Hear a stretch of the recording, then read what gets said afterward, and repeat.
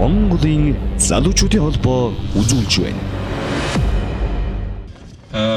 Энэ удаагийн бүсийн чуулганаар бид нар хэд хэдэн багц асуудлууд ярих юм аа. Нэгдүгээр ярих асуудал бол 5 дугаар их хурал юу болоод өнгөрчвөө? 12 жилийн дараа хуралдсан 5 дугаар их хурал ямар шийдвэрүүд гаргасан юм бэ? Юу болсон юм бэ? Одоо энэ эргээд та бүдний удирдлаганд байгаа залуучуудын одоо ажил амьдралд яаж нөлөөлөх юм? За эргээд орон нутагт удирдлага болж явж байгаа та бүд маань бас яг энэ асуудлуудаа цааш нь хэрхэн тайлбарлаж явах юм бэ гэдэг энэ бүх асуудлуудаар нэг багц ярина. За хоёрдугаар бүлэг асуудал бол бид нэр Монголын залуучуудын холбоо гэдэг энэ өнөр өтгөн том гэр бүл үндсэн дүрмийн хүрээнд үйл ажиллагаа явуулахдаа бүгд стратегийн төлөвлөгөөтэй байх ийм шийдвэр гарсан байж байгаа. Тэгэхээр бүх төвчний залуучуудын байгууллагууд өөрийн гэсэн стратеги төлөвлөгөөгөө одоо хэрхэн боловсруулах вэ гэдэг энэ сургалтыг бид өнөөдөр хийх юм байна. За мэдээж бид нар уулзсан учраас орон нутагт байж байгаа асуудлууд, за төвөөс явах гээд орон нутагт бас явж чадахгүй байгаа асуудлууд гэх мэтлэнгээр өөрлөл хоёр талаасаа урсгалттай энэ бүх асуудлуудыг бас хэрхэн явуулах вэ? Энэ дээр яаж ажиллах вэ гэдэг энэ чиглэлээрээ бол ярилцсанаа. За тэгэхээр хамгийн чухал зүйл бол бид нар бие биенээсээ урам зориг авах, бие биенээсээ туршлага судлах. За тэгээ бие биентэйгээ танилцах бол хамгийн чухал юм байгаа. Тэгэхээр танилцахад өмнөх бүсийн чуулгануудын хүрээнд ингээд бүх програмынхаа дагуу яваад байхад хамгийн сүүлд нь танилцаж чадахгүй үлдлээ гэдэг ийм харуулслууд маш их үлдэж ирсэн. Тийм учраас ерөөсөө танилцаж болох ингээ момент болгоныг та бүгд маань ерөөсөө битгий алдаарай. Тэгээ өглөөний хоол, өдрийн хоол, оройны хоолн дээр тэр танилцах үйл ажиллагаануудыг бас манай зохион байгуулагчид манаас мөн гүйцэтгэх хорооныхан албан ёсоор бас хийгээд залуучууд бас өөрөө юу хийдэг, юу бодож хүсэж байгаа хин юм гэдгээ бас бүгд илэрхийлэх ийм боломжийг бас олгож өгнө гэдэгт бол найдаж байна. За энэ жил 12 жил завсарласны эцэст 5 дугаар их хуралдлаа. Пүрэвчив даргын одоо 4-ийг боловсруулад 91 онд хийсэн анхны хурлаас хойш үндсэндээ ингээд 5 дахь их хурал бол болж байгаа. 25 жилийн дотор бид нар 5 удаа их хурал хийсэн байна. За 25 жилийн өнцөг дээрээс бид нар бас анх батлагдсан дүрмийг үндсэн хууль, за тэгээ бусад холбогдох хуулиуд, за орчин үеийн ингээд шаардлага бүх юмд зохируулж бүрэн ингэж шинжилсэн байж байгаа. Энэ шинжилсэн дүрм одоо манай Монголын залуучуудын холбооны MYFC гэмээр гэдэг сайтн дээр тавигдчихсан байж байгаа. За дүрмээ уншиж үзсэн хүмүүс гараа өргөдөө. Дүрмээ яг уншиж үзсэн хүмүүс. За 3-1 байна. Тэгэхээр 3-2 маань өнөөдөр дүрмээ уншиж үзээгүй явж байна гэсэн үг. Тэгэхээр залуучуудын байгууллага гэдэг бол бид нар хүсэл сонирхол за ингээд бусад зүйлээрээ нэгдэж явахаас гадна бид нар бүх зүйлийг дүрмийн хүрээнд хийх ёстой. Ягаад тэгэхээр бүх цаг үеийн одоо түүхэнд эвлэл гэж байх үед бол үүрэг оройл маш өндөр байсан. Тэгээ энэ үүрэг оройлын хэмжээнд хүрэх одоо хамгийн зоригтой алхмуудыг хийж эхэлж байгаа нэг цаг үеийн удирдлагууд бид нар өнөөдөр нэг дор суудсан байж. Тэгэхээр энэ бүх зүйлийг бид нар алдаагүй байхын тулд дүрмийнхээ хүрээнд бүх үйл ажиллагаагаа зохион байгуулах ийм шаардлага байна. Тийм учраас та бүгдийг одоо буцаж очингүйтлээ залуучуудын өмнө гарч үг хэлэхээсээ өмнө залуучуудад зориулж нэг үйл ажиллагаа зохион байгуулахаас өмнө дүрмээ заавал уншиж үзээрэй гэж ингэж ерөнхийлөгчөөр сануулж хэлхийг хүсэж байна. За энэ жил бид нар дүрмийн хүрээнд алсын хараа, эрхэм зорилго, зорилт. За тэгээ байгууллагын үйл ажиллагааны зарчим үнд зүйл гэдэг ингээд бүх зүйлүүдийг бүгдээр ингээд бид нар өөрчилж ингээд тавьсан байж байгаа. Бидний алсын хараа бол ерөөсөө Монгол улсын хөгжлийг хөтлөх эрх мэдэлтэй нэгдсэн залуучууд гэдэг нэг л өгүүлбэрээр ингэж хэлэгдэж байгаа. За үндсэн хуулийн дээр байдаг одоо бүхэл үнд зүйлүүд манай дүрмэн дээр байж байгаа. Мөн энэ дүрмэн дээр байж байгаа үнд зүйлүүд дотроос хамгийн чухал нэг үнд зүйл бол бие даасан байх гэдэг нэг чухал үнд зүйл нэмэгдэж орсон байж байгаа. Тэгэхээр энэ бие даасан байх гэдэг үнд зүйл бол ер нь тэр болгон олон ингээд байгууллагуудын одоо дүрмэн дээр байдаггүй ийм зүйл. Тэгээ Монголын залуучуудтай холбоо бол ерөөсөө бие даасан байна. Альва нэг этгээдээс үл хамаарнаа гэдгээ бол товч тодорхой ингээд тодорхойлж өгсөн байж байгаа. За гэх мэтлэнгээр үндсэндээ бид нар нэг 12 үнд зүйлүүд ингээд байж байгаа. Энийг ерөнхийдөө манай хонгороо даргын сургалтын үеэр бол нэлээд дэлгэрэнгүй ярих ба. За дараагийн нэг чухал зарчмын өөрчлөлт байгаа. Энэ зарчмын өөрчлөлт бол 1921 онд бошгыг халах залуучуудын эвлэл гэж анх байгуулагдсан Монголын залуучуудтай холбоо. 21-с 24 он хүртэл бошгыг халах залуучуудын эвлэл гэдэг нэртэйгээр явсан. За тэр яах вэ? 2015 оноос эхлээд бид нар бошгыг халах бол буруу байсан юм байна. Одоо бид нар бас бошгоо давхар мөрднөө. Өөрөөр монголоороо байна. Монголоороо байжгаад бусдын юмыг сурнаа гэдэг энэ тунхаглалаа бол буцаас сэргээж ингэж тавьсан байж байгаа. Тэгээ энэ дээр бол маш их олон хүмүүс их гайхдаг. Асуугаад байгаа зөндөө ингээд асуултууд бол байдаг. Тэгээ энэ дээр ч гэсэн бас та бүгд ингээд нэг утгатай хариултыг өгч чаддаг ийм болох ёстой. Энийг ерөнхийдөө ингээд их товчхон та бүгдэд гаргалгааг нь гаргаад хэлчих болж байгаа. За надад одоо хоёр үгний тайлбарыг л та нар хэлээд өччих. Тэгэх юм бол өөрөлд энэ бүх асуултын хариулт нь олдчихж байгаа. Нэгдүгээр Монгол гэдэг үгийг надад тайлбарлаж өгөх залуу байна. Гараа өргөд гараад Монгол гэдэг үгийг. Монгол. За мэдж байгаа юм байна уу гараа өрг. Монгол гэдэг үгийг нэг тайлбарлаад өгөөч. Байна уу? За зөв бүсийн залуучууд Монгол гэдэг үгээ мэддэг бай. За дараа нь хинтийнхэн босдоо яг хинтийнхэн цэвэр хинтийнхэн босоод. За хинтийнхэн надад Чингис гэдэг үгийг тайлбарлаж өгнө. Чингис. За сууч тайлбарлах нь гараа өрг. Чингис гэж юу гэсэн үг вэ? За манай нарийн бичгэл тайлбарлал гэж гараад ир. Гараад ир.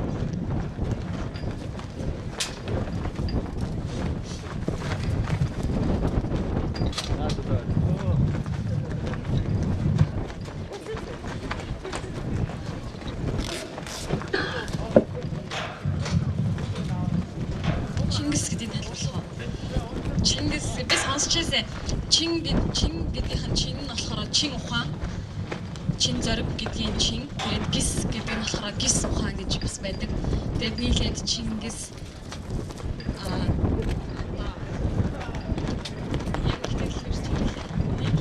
За өөр тайлбарлах юм байна уу? Байна уу? За гараад ир. Чингис гэдэг нь болохоор анх Тэнгис гэсэн үгнээс гаралтай гэж би уншижсэн. Тэнгис талаа шиг өргөн уудам гэсэн утгаар Тэнгис хаан гэдэг тэр нь явсаар байж байгаа Чингис болж үлдсэн гэж сонсчихсан. Уншижсэн юм байна.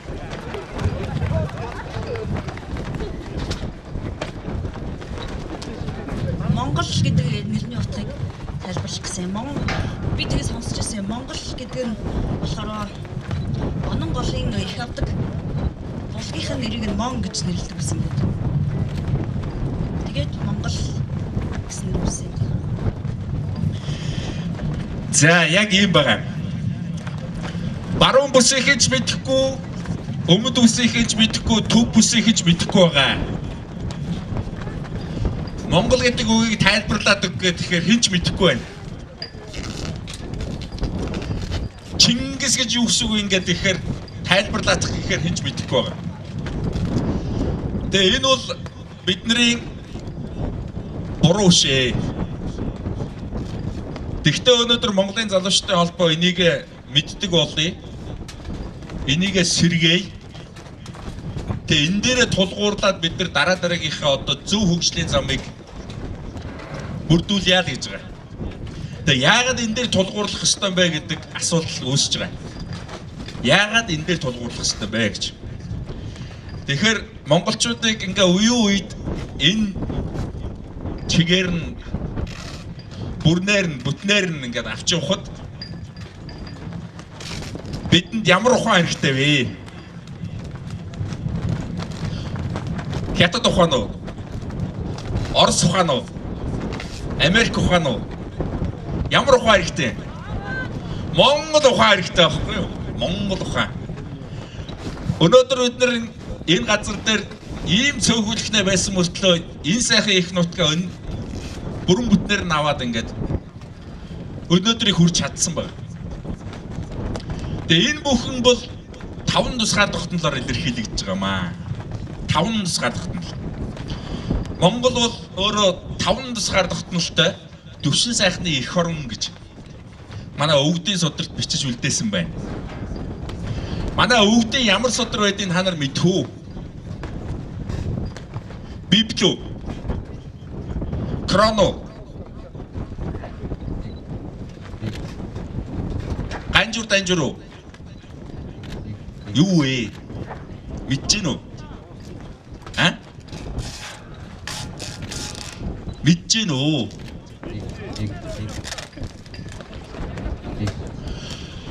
Алтан дээд аялгуу гэж юм сонссноо та нар. Алтан дээд аялгуу. Оройн дээд гэрээ гэдэг байсан нь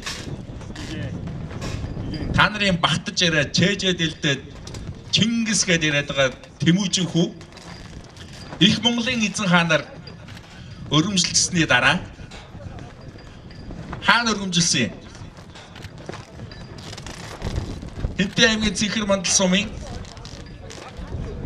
Хөх зүрхний хар нуур, хар зүрхний хөх нуур. Мөн биз? Тэнд их Монгол улсын хаанд өргөмжлөгдөөд Чингис гэдэг цолоо аваад ингэсний дараа Тулуй гэдэг хүн байгаа шүү дээ. Тулуйгийн аавдаа ингэж гаргаж ирсэн тэр судрыг хүлээн зөвшөөрч оройн дээд гэрээ гэдэг нэрийг алтан дээд аялгуу гэж ингэж өөрчилсөн. Ийм судар биднэрт байна. Энийг тэгсэн чинь бид нар мэдэхгүй яваад байна. Энэ судар дээр тэр Монгол гэдэг үгний тайлбар байж байгаа. Чингис гэж юу гэсэн үг болоод ямар хүнд энэ цолыг өгдөм бэ гэдэг нь байж байгаа. Бидний мэддэггүй ингээд бүх юм тэн дээр ингээд байж байна. Тэрийг бидний өвөг дээдс мэддэг байсан учраас бид нар өнөөдрийг хүртэл энэ газар дээр энэ нэрээрээ овоглогдоод үр садан олоод эндээ амьдарч байгаа. Бид нар энэ судрыг өртөөлөө цааш нь үр хөвгтдээ бас авчиж үлдэх ёстой. Энэ ажлыг л Монголын залуучуудын холбоо хийж байгаа. Өмнөх үеийн хүмүүс яагаад хийж чадаагүй юм бэ гэхээр өмнөх 70 жил бид нар Оросын хамааралтай байсан. Тэрнээс өмнөх 300 жил Манжин болоод дам Хятадын хамааралтай байсан. Тэгээ энэ бүх хугацаанд монголчуудын 5 тусгаар тогтнолын хамгийн чухал тусгаар тогтнол болох тархины тусгаар тогтнол буюу энэ бидний энэ тархиндаа энэ Монгол гэдэг үгээ тайлбарлахаас ахгүйгээд бүх үнэтэй нарийн нандин нууцуудыг буюу бидний одоо сүүлийн үед ярьдаг нөгөө төрийн хар хайрцагны бодлогыг биднээс ингэж холтгож байхгүй болгосон байна. Энэ бүгдийг одоо бид нар сурхаасаа эхлээд дараагийн бүх зүйл зөв явж ингэж өрнөнө. Өнөөдөр яагаад бид нар буруудаад байгаа юм? Яагаад бид нар ийм дорой байгаа юм? Яагаад өнөөдөр бид нар залуудаа сайхан амьдарч чадахгүй байгаа юм бэ гэдгийн бүх хариулт энд байж байгаа. Бид нар өөрсдөө хэн болохыг мэдэхгүй ээжээж хүний имийг сураад хүний ямаар хүйтгэдэг ийм л жижиг үндэстэн болцсон ингэж явж байгаа. Энэ бүгдийгээ бид нар зөв гаргаж ирээд, энэ бүгдийгээ бид нар зөв сураад, энүүгээрээ бид нар заман чадах юм бол бид нар 800 жилийн тэртээ Чингис хааны хийсэн байлдан дагуултыг дахиж их яг энэ цаг үеийн эзэд нь болж өнөөдөр төрчөөд байгаа. Бүх Монголын мандан сэргэлт яг 800 жилийн үйлчлэлтэй байдаг. Одоо яг энэ мандан сэргэх үе дээрээ бид нар бидний залуунаас бидний энэ амьдрал таарч чадах. Бидний аавд, бидний өвөө нарт, элэнцүүдэд энэ боломж дохиогоогүй. Бидэнд бол дохиосон. Яг энэ боломж дохиочод байхад бид нар харин хэн гэдгээ мэдэхгүй, юу хийхээ ойлгохгүй суугаад байх юм бол хэн болох вэ? Хэн ч биш болно. Нэг өглөө босоод ирэхэд гიშгсэн газар чинь хүнийх болчихсон. Манай дорнодын амраагийн халах гол байхгүй болчихсон. Ингээ сууж явах бүр бэлэн жорууд ингээд үүсчихсэн байж байна. Хинээс юуг өмөрч, юун дээр бид нар босож ирж улсаан аварч, улсаан өмөрч ингэж омгшиж босох юм бэ гэдэг энэ бүх зүйл ерөөсөө биднэрт байхгүй болчихсон байж байна. Монгол хүн ямар юмыг зөв юм гэж хэлдэг юм бэ? Хэлэх хүн байна уу? Ямар зүйлийг энэ зөв байна гэж хэлдэг? Ямар зүйлийг үнэн байна гэж хэлдэг? Ямар хүнийг шудраг хүн гэж хэлдэг? Энэ үгдийг ер нь мэдэж гин үү? Хэлэх хүн байна уу? Гараа өргөд хэл.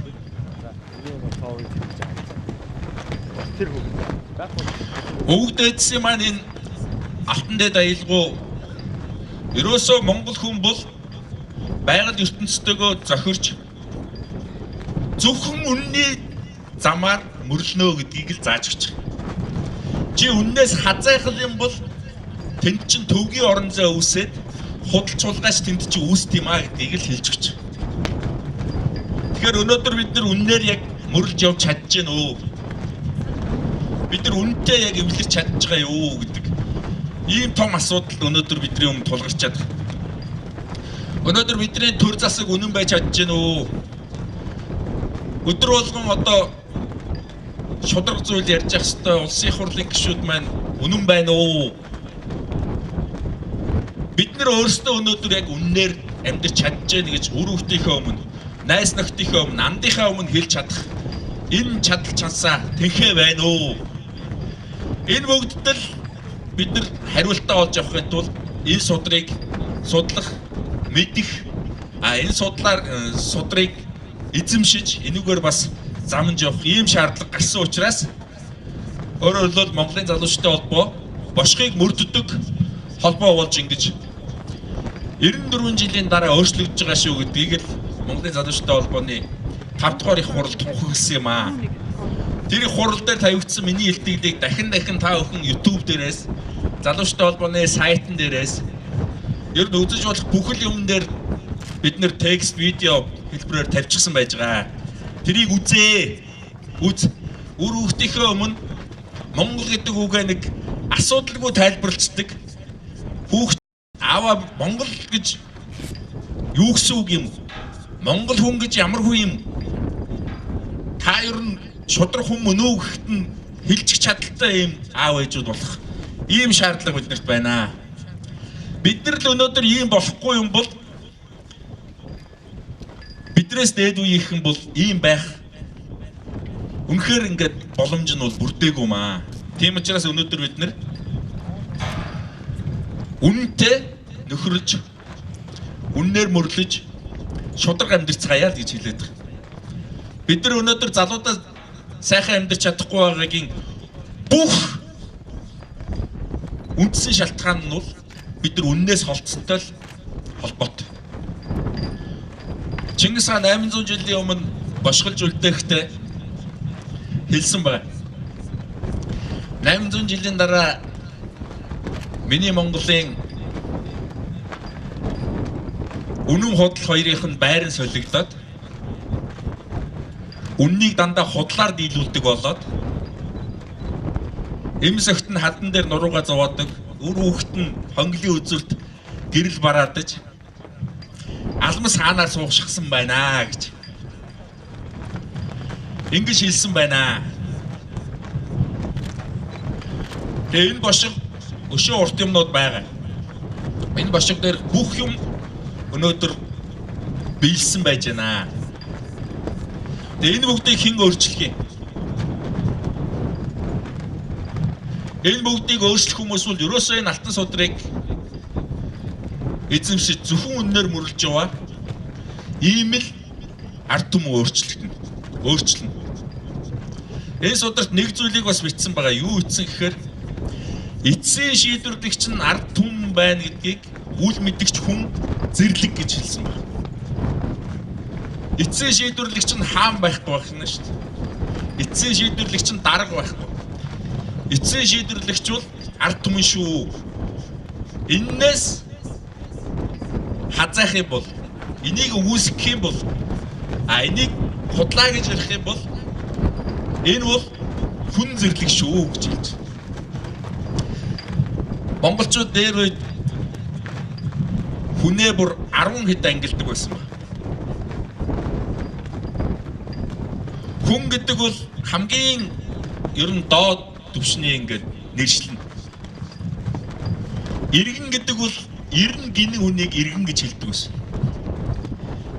Хүн ир суун гэж ярьдаг шүү дээ. Иртэй.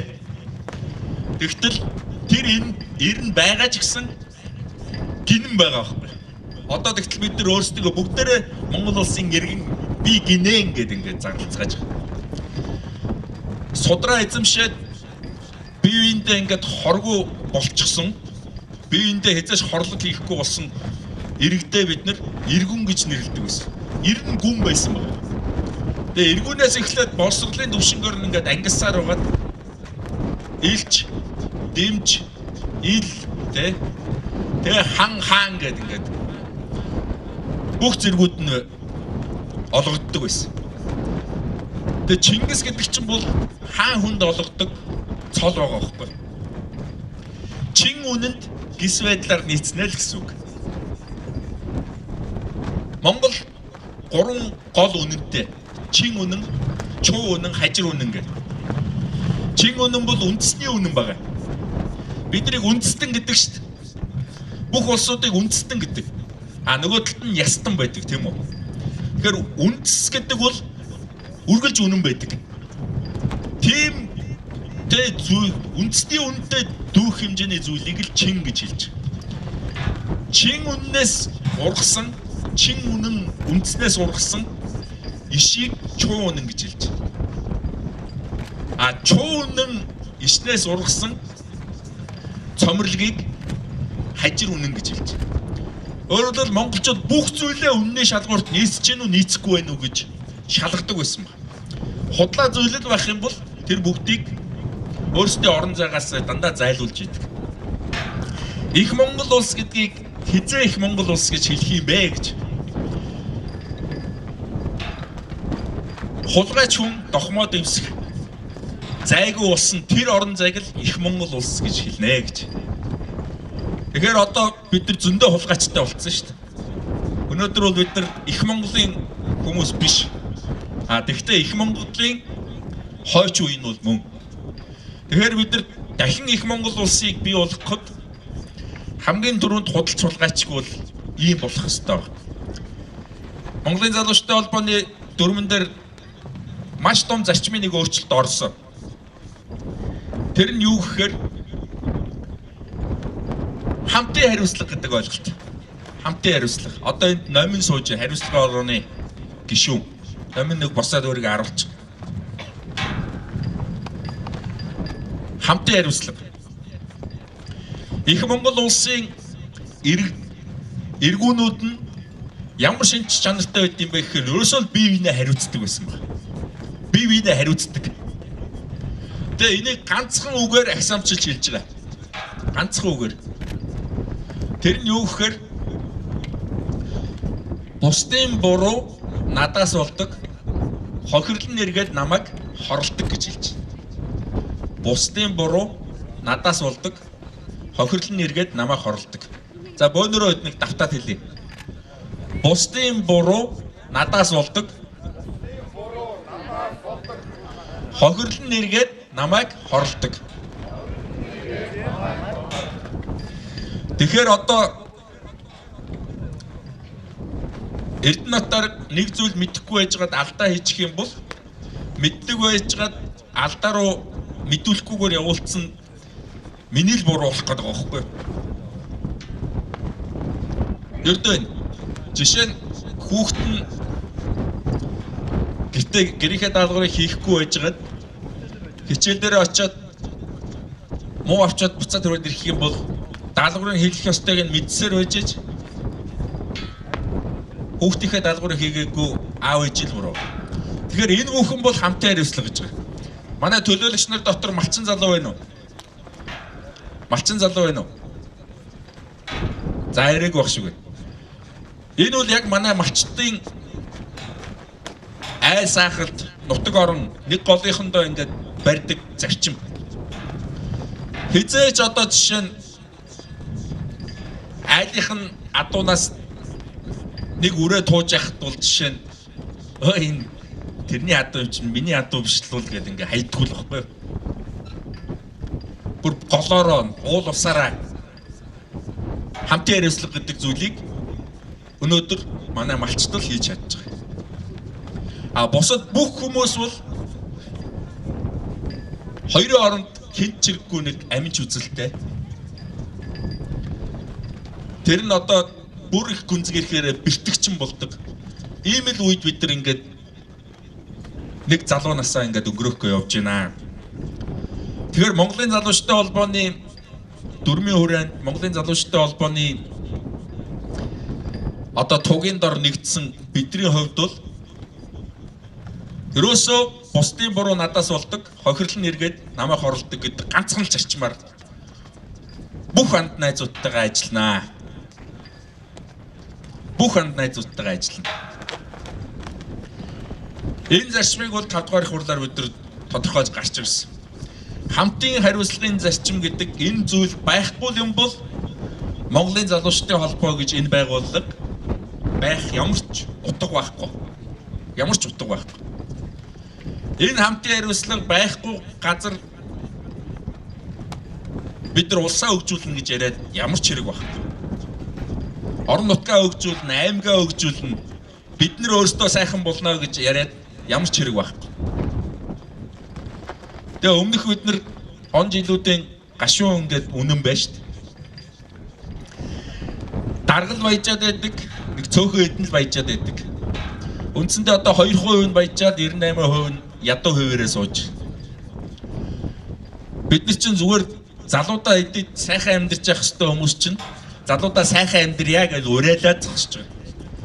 Тэгээ уриалнаас цааш одоо зөндөө хийх ажлууд байна шүү дээ. Хизээ бид нар залуудаа сайхан амьдардаг болох юм бэ? Хизээ вэ? Энэ бүхэн бол өөрөөр хэлбэл энэ хамтын хариуцлага гэдэг зүйлийг байхгүй болгосонтой, үнэн гэдэг зүйлийг байхгүй болгосонтой холбоотойгоор бид нар хүтж байгаа бидний шан.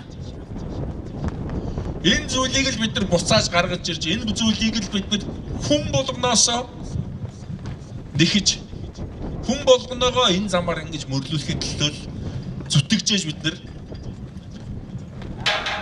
үр хүүхдээ залуудаа сайхан амьдардаг болох ийм л ирээдүй бидэнд харагдчих. Тийм учраас өөрөөр хэлбэл энийг хинч эхлүүлж чадахгүй байсан Монголын залуучдын холбоо зориглож эхлүүлсэ. Тийм учраас өөрөөр хэлбэл одоо хамтын хариуцлага гэдэг төрөний зүйл энэ үннээр мөрлөн шүү, бид нар шударгал байна шүү гэдэг энэ зүйл хоёрыг бол Монголын залуучдын холбооны ямар ч удирдлага баруун зүүн мөрөн дээрээ бол яг бат ингэж авч явах хэрэгтэй. Монголчууд бүтэн ямиг л зөв юм гэж хэлдэг. Бүтэн ямиг л зөв юм гэж хэлдэг. Тэгэхээр альва зүйлийг бүтэн байна уу, дутуу байна уу гэдгийг шин чанар, амин чанар, мөн чанар гэсэн гурван зүйлээр монголчууд тодорхойлцдог байсан. Дутуул байх юм бол гүйцээхийн төлөө байдаг. Гүйцээж ажил бүтэн болдог. Бүтэн болох юм бол энэ бол зөв юм боллоо гэж ингэж хэлдэг байсан. Жишээ нь бүтэн хүн гэж ямар хүнийг хэлэх вэ гэж. Бүтэн хүн гэж ямар хүнийг хэлэх. За би та бүдээс асууна. Намайг асуусан ингээд сэдв болгон дээр өөр дөрөө байна гэж байгаа хүмүүс гараа өргөд явна ш.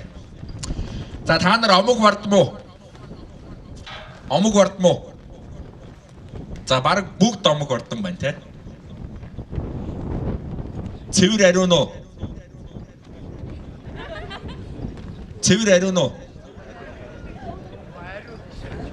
Үнэн худал хоёрыг холих юм бол чи цэвэр ариун биш. Хизээч худлаа ярьдгүй. Би үл үннээрээ явдаг хүн шүү. Гэх юм бол цэвэр ариун. За цэвэр ариунууд нь гараа өрг. Байна. Бас нэг 10-аад байна. Болж байна.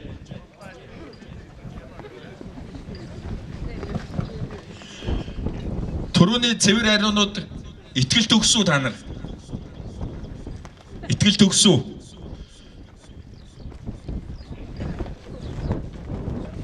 Одоо ингээд дундаас ингээд янз бүрийн хүмүүс орж ирж эхэлж байна. За би одоо дахиад эхнээс нь хэлнэ. Омог ордом бүгд гараар.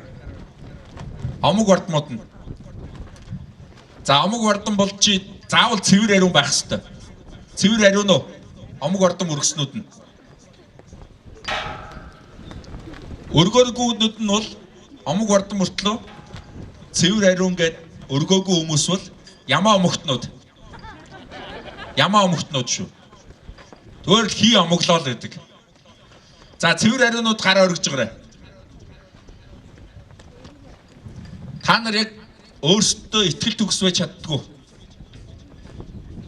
Байна уу? Юу ч ихтэй итгэл төгсөв. За сайн байна. Та нар өөрсдийгөө сүр хүч төгөлдөр гэж боддоггүй. Итгэл төгсөн хүмүүс. 4 5 за 5 боллоо. Сүр хүч төгөлдөр гэж бодож байгаа хүмүүс та нар өөрсдөө элбэг баян мөн үү? Өөрсдөө сэтгэл хангалуун элбэг баян мөн үү? 3 4 5 за манай 5 яваа л энэ цаашаа.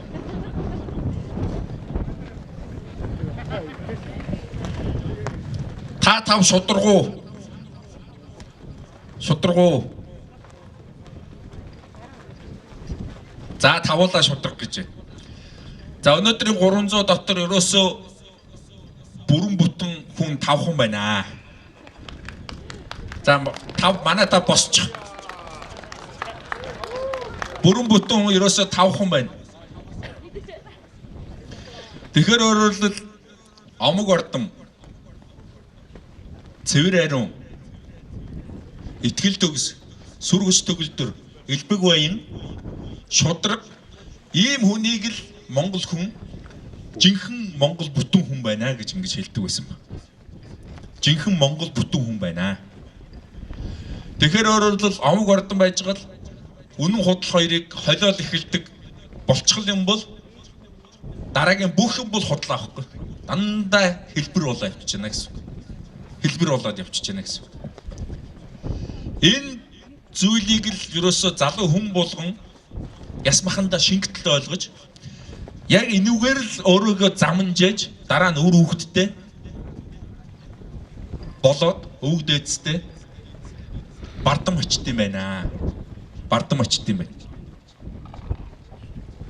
Ийм байж чадахгүй бол энүүгээр замнж мэдэхгүй бол бид нар өнөөдөр хүний орон зохиод болчиход байгаа. Хүний орон зохиод. Тэгэхээр амьдрдаг арга нь юу болж байгаа нөхөр? Худлаа хэлэх, хулгай хийх. Бусдын олсныг дээрэмдэх. Өөрөлд дандаа булаа булхай боолхой хүний хийдэг зүйлийг хийж амьдрдаг ийм л хүмүүс болчиход байгаа. Тэгээ одоо энэ 5 бол бусд нь үндсэндээ 98% нь яг ийм буруу замыг зөв гэж боддог бодолтой болчихсон байхад тавуулахнаа л ингээд ягдаж эхэлж байгаа юм л да. Тэгэхээр Монголын 3 сая хүнийг яаж ингэж үннээр мөрлүүлдэг болох вэ гэдэг энэ том агуу бөгөөд хүнд ажил бидний өмнө ингээд гарч эхэлж байгаа. Тэгээ энийг ерөөсөө хамтын хариуцлага гэдэг зүйлээр л хийд юм байна. Хамтын хариуцлага гэдэг зүйлээр. Тэгээ энэ солиушн бас эргээд манай Алтан дээд гэрээнд байж байгаа. Тэгэхээр өөрөлдвөл бидний өвөг дээдсүүд эзэн Чингис хааны үеийн бүхэл одоо 10-т 100-д 1000-д төмтийн одоо ноёдууд мөн төмтийн бүх иргэд мэддэг байсан энэ зүйлийг л бид 3 сая хүндээ мэдүүлдэг болохын тулд ажиллах шаардлагатай болж байна. Энэ бол бидний Монгол улс цаашид зөв хөгжих, Монгол улс бусад шудраг бүх улсуудтай шудраг бас хамтарч ажиллахад биднэрт хамгийн их хэрэг болох ийм л зүйл болчиход байна. Бид нар өвгдөөс маань ийм байсан гэж ярих уртаа мөртлөө тэд яг юу мөрлөж исэн бэ гэдгийг юусоо ойлгодог. Жишээ нь эзэн Чингис хааны хийсэн байлдан дагуултыг өнөөдөр биднээс бусад дэлхийн бүх гүрнүүд дандаа буруугаар тайлбарладаг. Газар нутагт хэлхийн төлөө, ол золохын төлөө, тэгээд биднийг зүгээр л алхаас өөр мэддэггүй, уулгал дахиж орж ирээд бүх юм шатаачдаг гэж ингэж тайлбарладаг. Тэгтэл эзэн Чингисийн хийсэн байлдан дагуултын хамгийн гол зорилго нь юу байсан гэхээр үннээс хазаасан үндэстнийхээ өөрийнхөө зорилгоос хазаасан үндэстнүүдийг л буцаж тэр зорилго руу оруулахын төлөө хийсэн засах юм аяндаа байсан байна. Засах аяндаа. Тэгтэл энийг нь бид нар бас мэдэхгүй та нар сайн алдаг байсан тэгэл гээд ингээд өөдөөс. Тэгэхээр тэр эзэлсэн нутгуудаас нэгч зүйл Монголын нутаг дээр минь буцаж ирээгүй дээ. Энэ Монгол нутаг дээрээс та нар ямар ч зоос олдохгүй. Яг тэгэхээр буруутсан үндэстнүүдийн зүйл тэндэл үлдэх ёстой гэд Монгол бол бидний төрсөн ариун газар учраас бид нар энд ямар ч буруу муу мухай юм энд авчирч болохгүй гэд тэндээс ерөөсөө бор шидмэс чирж ирдэггүй байсан баг. Тийм л бид нар ариун түүхтэй ийм үндэстний үр сад. Тэгтэл энэ бүгдийг бид нар мэдхээ болчихсон. Дээр нь өвөг дээдсийнхээ яг үнний замаар мөрлөдөг байсан тэр бүх зүйлээс өнөөдөр бид нар хазаадаг болчихсон байж. Билл Клинтон хэлсэн шүү дээ. Миний илтгэл дээр байгаа. Америкийн ардчлал мухардалд орлоо. Шашин үүргээ гүйцэтгэж чадхаа боллоо. Үндэстнүүдийн үүрэг гэдэг зүйлийг дахин тодохгүй бол өрөөсөө болохоо болчихлоо. Тэгээ энэ бүх зүйлийг нүүдэлчдийн соёл иргэншлээс л бид нар буцааж олж авнаа. Тэр дундаа монголчуудын соёл иргэншлээс оюун санаанаас энэ бүх зүйлээ бид нар сэргээж олж авахаас өөр аргагүй боллоо. Тэд нар мэдээд байхад бид нар яагаад мэдэхгүй байгаа юм бэ? Гэдэг ийм асуудал байна. Тэгтэл Гегел бас хэлсэн байгаа.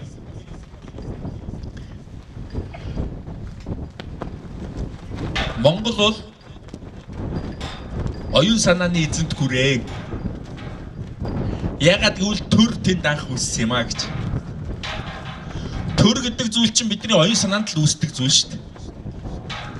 А засаг бол нөгөө байшин баггүй. Засгийн газрын ордон. Монгол хүн өөрөө яаж өөр дээрээ төр болтыг мэдхүү.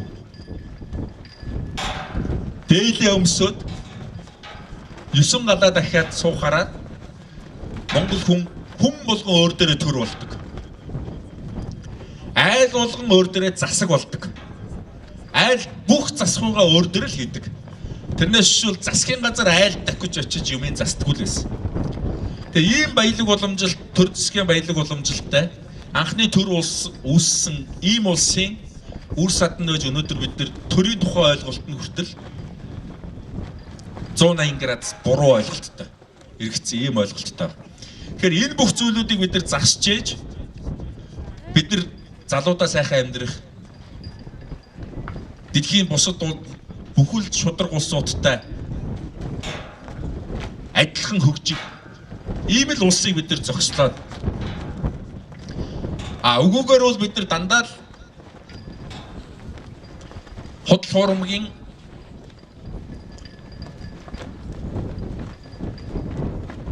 намаг болчихт ингээд шигдсэн ийм л улс вэрээ явах нэ. Бидний залуу нас бол үндсэндээ худалчийн хоорондох уран цэцэн үгнүүдэд ингээд үргэлдээ дуусч. Монголчууд энэ оройн дээд судрыг анхны төр улс байгуулсан үеэсээ эхлээд шүднийхээ мах шүлснийхээ туслаар ундаалж ээж 100 мянган жил энэ судрыг үг болгоно ингэж бичсэн ийм үнэтэй судар. Тэгээ энэ судрын үг өгүүлбэр болгоно нь өөрөөсөө эрдэм мундаргаж идэг. Тийм учраас залуучууд та бүгдийг энэ судар руу одоо эрчимтэй ороо гэж ингэж судлаа гэж ингэж хэлэх байна. Манай гүйцэтгэх хорооныхоо одоо сургалт хийгээд эхэлчихсэн байгаа.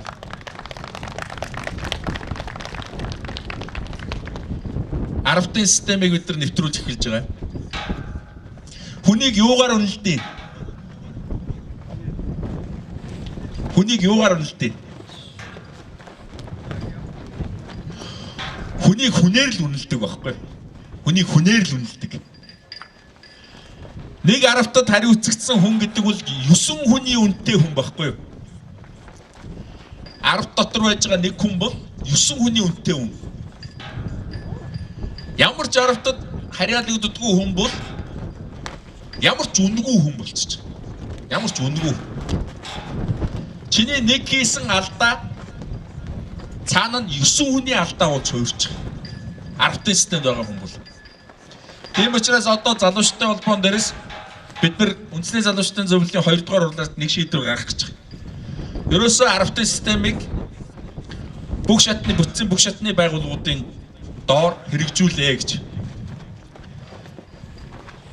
Жишээ нь одоо Хинтээ аймгийн Өмнөдлгэр сумын залуучуудын холбооны тэнд хэрэг 3,000 залуучууд амьдардаг бол тэнд 3,000 байна л гэсэн үг.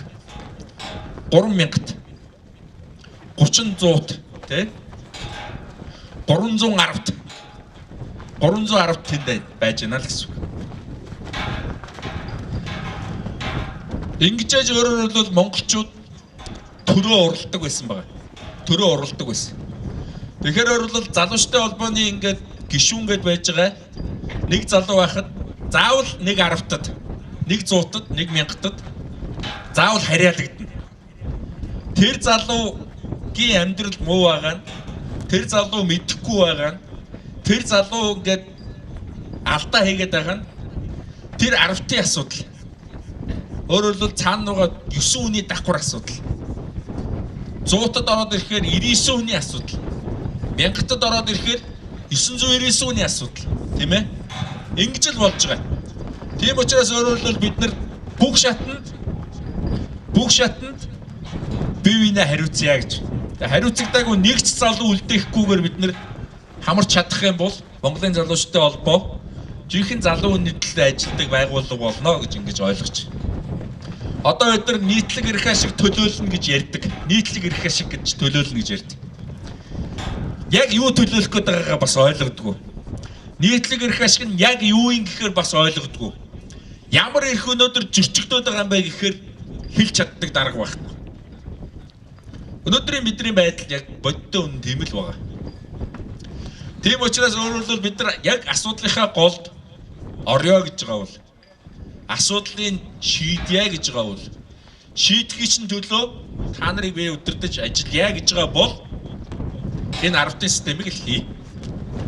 Яг 10 залууг л бие биенийг нь хариуцдаг болгоод.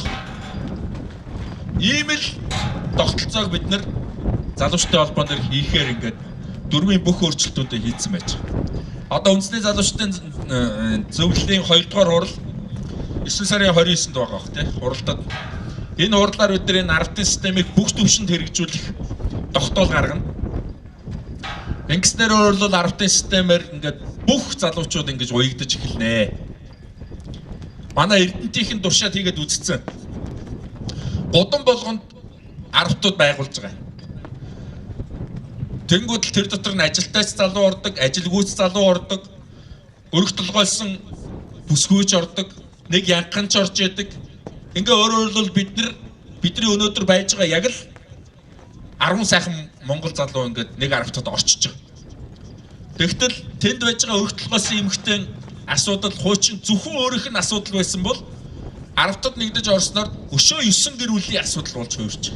9 гэр бүлийн асуудал.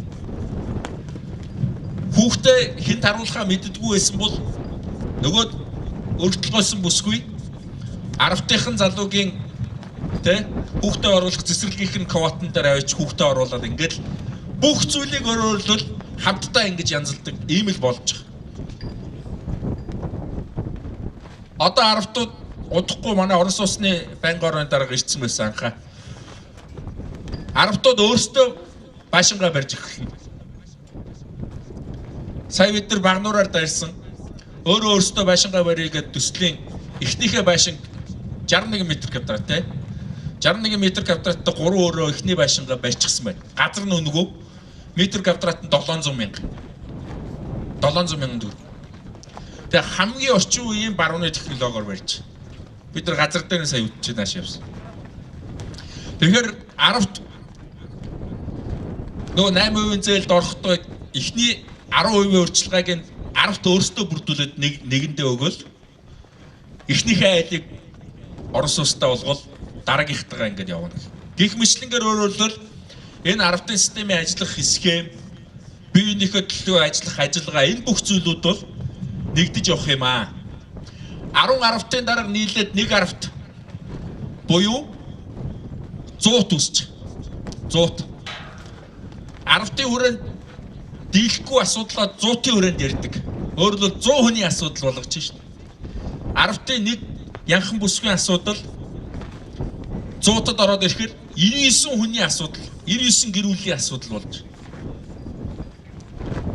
Бид нар ийм л системийг бид нар санал болгоод байгаа. Энэ бол ерөөсөө бие биенийг шоолох, инех ийм зүйл биш. Өнөөдөр янхан бидний дунд байж байгаа нь бидний өөрсдийн хохь байгаа байхгүй. Монголын 5 тусгаар тогтнолын хамгийн чухал бөгөөд хамгийн үнэтэй бүх цагийн үеийн туршид хэнд ч ихгүй хамгаалж үлдсэн цорын ганц тусгаар тогтнол байдаг шүү. Энэ бол Монгол эмэгтэй хүний цус. Монгол эмэгтэй хүний цус. Эрэгтэй хүний цус гэж байдгүй шүү. Монгол эмэгтэй хүний цус. Өнөөдөр Монгол эрэгтэй хүний ясыг Монгол эмэгтэй хүний цусал сэрээжээж бид нэр хөх тодтой болж Тэнгэрийн тамхтай болж төрдөг. Өндөргийн манжид дагаар орохдоо хоёрхан зүйлийг л өгөөгүй 5 цусгаар тогтнолоос. Тархины цусгаар тогтнол юу миний яриад байгаа энэ оройн дэд гэрээ алтан дэд аялгуу. Нөгөөх нь Монгол эмэгтэйхэн цусыг өгөөгүй. Монгол эмэгтэй үнэтэй хятад хүн суухыг хорьсон. Монгол айлын хажууд хятад айл буухыг хорьсон. Бас нэг зүйл нь байдаг Монгол газар тарианы үр суулгахыг хорьсон. Бид нар чинь мал аж ахуйн орн шүү дээ. Энэ мал бол дэсэж үлдэх зөнтэй. Бидний хэдэн зууны турш тэжээж байгаа хамгийн чухал зүйл. Бид нар малаасаа салах юм бол Монгол биш болчих. Тийм учраас өөрөлдөл бид нар эмгтээчүүдэд дээд зэргээр хайрлах ёстой маа. Янхан болгож байгаа бидний хог шүү. Бидний хог шүү. Тийм учраас дахиж энийг битгий шоолдоор. Нэг үсгүй та нар янхан гэж хоолхол юм бол Монгол ирчүүд нь орхиогүй болсон юм байна л гэж ингэж ойлгож. Тэр бүсгүй энд амьдарч чадахгүй гадагшаа явбал өөр гадаад хүний өөр тэгтэл бид нар нэг Монгол цус Монгол цусныхаа нэг сайхан бүтээврийг алдчихж байгаа. Тийм учраас бол энийг бүр яс махандаа шингэтэл ингэж ойлгох хэрэгтэй. Ингээ бидэрт мэддэггүй маш их юм байгаамаа. Мэдүүлэхгүй байх гэж биднийг тойрсон үндэстнүүд олон зуун жил бидэртээ энэ зүйлээ салгахын тулд ажилласан. Энэ тэгэл байхаар монголчууд яадгүй вэхээр үннээс хазаасан хүн болгоныг үнтэй нийлүүлнэ гэдэл аяндаа хийждэг байхгүй. Тэгэхээр одоо бид нар дараагийн аяндаа хийн. Энийг бидрээс өмнө Черчилль мэдрээд хэлсэн байгаа. Юу гэж хэлсэн гэсэн чинь дараагийн мянганы эзэнт гүрнүүд бол дандаа оюун санааны эзэнт гүрнүүд байна. Оюун санааны эзэнт гүрнүүд байна. Оюун санаа бол хамгийн цэвэр тунгалаг зүйл дээр үүсдэг юм аа. Тэр цэвэр тунгалгыг л хайж олох хэрэгтэй гэж хэлсэн байна. Тэр цэвэр тунгалгыг л хайж олох хэрэгтэй гэж. Тэгтэл дэлхийн та нар ингээд глобус аваад үзээрэй. Хамгийн цэвэр тунгалаг юм хаана байна вэ? Хаана байна вэ? Энд байна. Энд. Энэ Монгол газар дээр байна. Хамгийн цэвэр газар Монгол газар байна. Хамгийн цэвэр цус манай Монгол бүсгүйчүүдэд байна. Хамгийн цэвэр оюун санаа буюу хамгийн үнэн чудраг байх нөгөө Коран, нөгөө Библи, нөгөө сутраагаар чинь үргэлж номлоод байдаг. Цэвэр шудраг, үнэн чудраг байх тэр бүх зүйл чинь өнөө монголчуудын энэ яс цус хоёрт байж байгаа. Яс цус хоёрт. Тийм учраас бол энэ мянганы дараагийн эзэнт гүрэн бол монголчуудын л эзэнт гүрэн байна. Өнгөрсөн мянганы эзэнт гүрэн монголчуудынх л байсан. 3 дахь мянганых хинийх байх ёстой? Монголчуудынх л байх ёстой. Тийм учраас өнөөдөр бид нар мэдхгүй ингээд тэнхтээд сууж болохгүй. Тийм учраас мэдээ гэж байгаа. Бидний өвгдөөс ийм агуу түүхтэй. Бид нар бас ийм агуу түүхийг бүтээн. Бидний өөр хүүхэд бас бүтээх ёстой. Тийм учраас өөрөлдөл энэ Монгол газрыг өнөөдрийг хүртэл бид нар энэ цэвэр ариунаар нь авчулдаг. Энэ бүх ажлыг хийж амьдарч ингэж явах ёстой. Монгол гэдэг үндэстний ертөнцөөс ингээд бидэнд олгосон үүргийг та бүхэн мэдэх үү? Монгол гэдэг үндэстэн байна шүү дээ.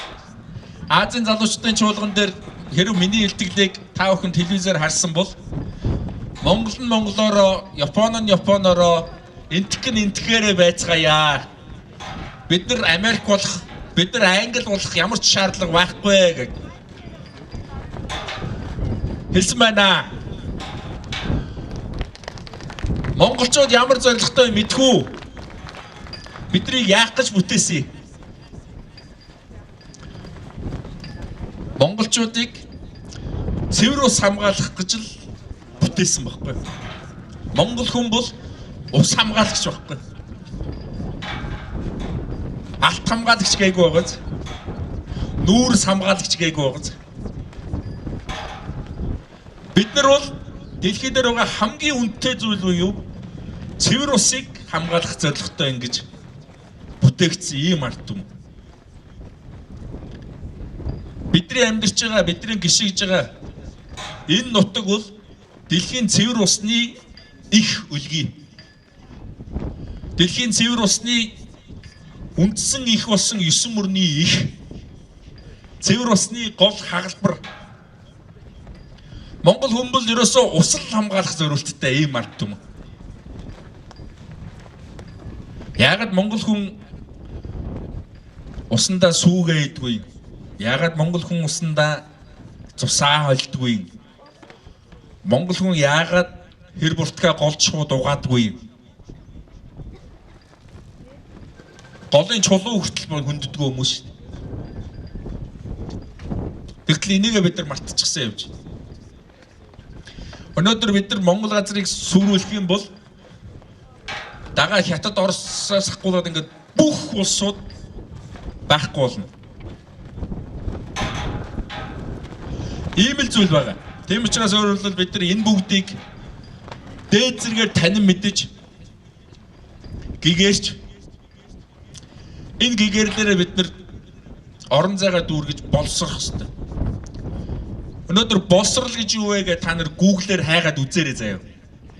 Боловсрал гэдэг үгийг хүртэл тайлбарлаж чадхаа болчихсон. Танин мэдгүй гэж юу юм? Гэгэрл гэж юу юм? Боловсрал гэж юу юм гэхээр хэлж чаддаг хүн байхгүй. Боловсралын гүйтл ерөөсөө гадаадын баахан сурах хүчиг хуулчихсан юм а энэ бол боловсрал. Энийг л чи эзэмшчихвэл боловсрал гэдэг. Тэгтэл нөгөөх нь өнөөдөр бидний амьдрал дээр хэр хэрэг болж байна. Биднийг сайхан амьдрахад дэмжлэг болж чадж гэнэ үү чадахгүй нүгээр ингээд маш их олон асуудлууд урган гардаг.